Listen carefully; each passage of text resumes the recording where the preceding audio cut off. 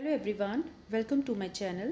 So in the last video we discussed about how the autotrophic organism like autotrophic nutrition कैसा होता है in plants में, and where we discuss carbon dioxide, chlorophyll and sunlight are very important, right?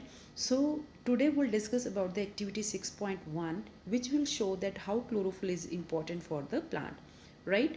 Now let us do an activity which demonstrate that chlorophyll is essential for photosynthesis.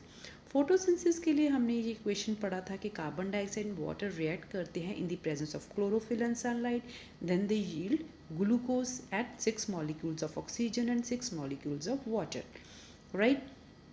Then we read about this figure 6.1 जहाँ पे हमने ये पढ़ा कि जो है phloem है that carries the food और जाइलम है that carries the water, right? So this you have already discuss in जो प्रीवियस क्लासेस. आज हम जो डिस्कस करने जा रहे हैं कि जो क्लोरोफिल होती है essential for photosynthesis. Now let's start the activity 6.1. Take a potted plant with variegated leaf, for example money plant और क्रोटॉन. वेरीगेटेड लीव्स वो होती हैं बेटा जैसे जिसमें जो है ग्रीन और येलो कलर की लीव्स हों, जैसे कि आप मनी प्लांट में देखते हो. जो ग्रीन कलर है जैसे कि आप फिगर 6.2a में देख सकते हो जिस called variegated leave, that is before the starch test. इसमें जो है हम स्टार्च टेस्ट करेंगे जिससे ये प्रूव होगा कि जो क्लोरोफिल है that is essential for photosynthesis. तो बात कर रहे थे हम वेरीगेटेड लीव्स की. वेरीगेटेड लीव्स वो होती हैं जिसमें ग्रीन और येलो कलर हो. जो येलो कलर होता है उसमें जो है that part of the plant that doesn't contain the chlorophyll, जबकि ग्रीन कलर में जो है क्लोरोफिल होती है. Now keep the plant in dark room for 3 days so that all the starch gets use up. तो हमने फोटोसिंथेसिस की reaction में क्या पढ़ा था कि जो ग्लूकोज बनता है that is stored in the form of starch. तो अब हम इस प्लांट को क्या करेंगे, 3 दिन के लिए अंधेरे में रख देंगे ताकि जो है नई फोटोसिंथेसिस उसमें ना हो सके. जो ऑलरेडी स्टोर्ड स्टार्च है, जो ऑलरेडी स्टोर्ड फूड है प्लांट में, वो यूज़ अप हो सके. क्योंकि अब हम अंधेरे में रखेंगे तो सनलाइट की एब्सेंस में वहाँ पे फोटोसिंथेसिस नहीं होगी, बिकॉज वी ऑल नो कि फोटोसिंथेसिस के लिए जो है सनलाइट का होना भी बहुत ज़रूरी होता है. Now keep the plant in sunlight for about 6 hours. अब 3 दिन के बाद जो है अब हम दोबारा उस प्लांट को सनलाइट में रखेंगे फॉर 6 आवर. अब हम 6 आवर्स के लिए इसको धूप में क्यों रखते हैं, ताकि इसमें जो है फोटोसिंथेसिस हो सके. अब हम क्या करेंगे, pluck a leaf from the plant, mark the green areas in it and trace them on a sheet of paper. जैसे कि आपने फिगर 6.2a में देखा कि जितने भी इसके एरियाज़ हैं आप एक बटर पेपर लेके या ट्रेसिंग पेपर लेके इसके एरियाज़ मार्क कर लें कि यहाँ पे ग्रीन डॉट्स हैं, यहाँ पे येलो डॉट्स हैं. अब हम क्या करेंगे, dip the leaf in boiling water for few minute. अब हम इस लीफ को बॉइलिंग वाटर में डाल देंगे. बॉइलिंग वाटर में क्यों डालेंगे, ताकि जो है इसकी सेल वॉल ब्रेक हो सके. Now after this immerse it in beaker containing alcohol. अब इसको अल्कोहल के बीकर में डाल देंगे. Now carefully place the above beaker in a water bath and heat till the alcohol begins to boil. अब हम क्या करेंगे, बीकर को कभी भी हम सीधा अल्कोहल वाले बीकर को कभी भी हम सीधा आग पे नहीं रखते हैं, उसको वाटर बाथ में रखते हैं ताकि पहले पानी गर्म हो फिर अल्कोहल उसके बाद गर्म हो. आप समझ गए ना. पहले एक बीकर होगा जिसमें पानी होगा, उसके बीच में हम टेस्ट ट्यूब रखेंगे जिसमें जो है अल्कोहल होगी, कि alcohol catches fire, you all know, right? Now अब हमने क्या वेट करना है कि जब तक अल्कोहल बॉयल नहीं कर जाती. तो अल्कोहल बॉयल होगी तो उससे क्या होगा, जो जितना भी क्लोरोप्लास्ट है, क्लोरोफिल है, तो ये जो है सब बाहर आ जाएंगे डिजॉल्व होके. What happens to the colour of the leaf, तो इससे क्या होगा, जब क्लोरोफिल बाहर आ गई है तो लीफ क्या हो जाएगा, कलरलेस हो जाएगा. What is the colour of the solution, जबकि वो ग्रीन कलर अब जो है सोल्यूशन में आ जाएगा. Now dip the leaf in a dilute solution of iodine for few minute.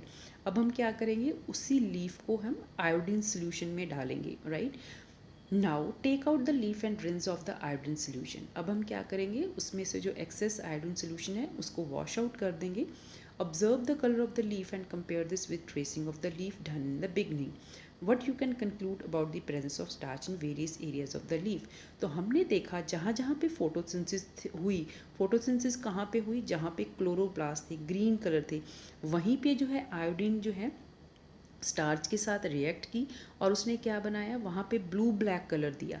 और जहाँ पे जो येलो पार्ट्स हैं, जैसे कि आप फिगर 6.2b में देख सकते हो, जहाँ पे येलो है वहाँ पे क्लोरोफिल थी ही नहीं, right? So that indicates the chlorophyll is very important for the photosynthesis. Now let us study how the plant obtain carbon dioxide. अब तो हमने बात की थी कि जो है जो फोटोसिंथेसिस होती है उसके लिए कार्बन डाइऑक्साइड भी ज़रूरी होता है, सनलाइट भी ज़रूरी होता है, and we need this is chlorophyll also. तो अब हम ये जानेंगे कि जो है कार्बन डाइऑक्साइड प्लांट कैसे ऑब्टेन करते हैं। तो आपने क्लास 9th में स्ट्रक्चर्स पढ़ा होगा, that is stomata. So what are the stomata? They are tiny pores और opening that are present on the surface of leaf, जिसके थ्रू क्या होता है, गैसियस एक्सचेंज होता है, right? So massive amount of gaseous exchange take place in the leaves through these pores for the purpose of photosynthesis। तो carbon dioxide अंदर जाती है और ऑक्सीजन बाहर जाता है। इवन यही जो स्टोमेटल पोर्स होती हैं बेटा, ये फोटोसिंथेसिस तो हेल्प करती हैं, उसमें साथ जो ट्रांसपीरेशन लॉस ऑफ वाटर होता है that also take place through these pores. But it is important to note here that exchange of gases across the surface of stem, root and leaves as well। सिर्फ जो exchange of gases होता है वो सिर्फ leaves stomatal opening के through नहीं होता, it also take place through the surface of stem, root and leaves as well. So this question can be asked that gaseous exchange occur through surface of stem, root, leaves only, या stem, roots and leaf. So make sure कि जो exchange of gases होता है that take place for the stems, root and leaves as well. Since large amount of water can also be lost through this stomata, तो मैंने अभी आपको बताया था कि ट्रांसपीरेशन भी स्टोमेटा पोर के थ्रू ही होती है।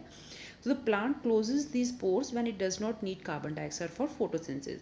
और ये प्लांट इतना सियाना होता है कि जब उसको लगता है कि उसकी बॉडी से ज़्यादा पानी ना लॉस हो जाए, वो अपने स्टोमेटल ओपनिंग जो होती है उसको क्लोज कर लेता है।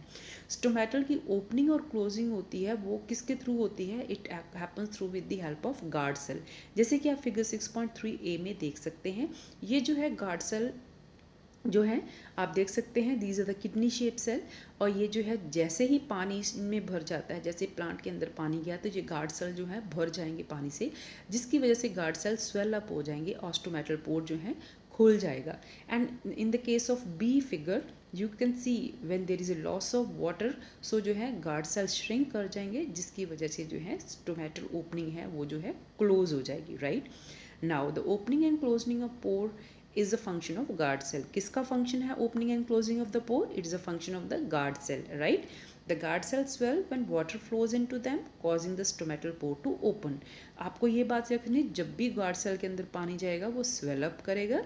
Similarly the pore closes if the guard cell shrink। और जो है guard cell जैसे ही shrink कर जाएगा, जो स्टोमेटल पोर है वो उसकी जो है ओपनिंग है वो क्लोज कर जाएगी, राइट?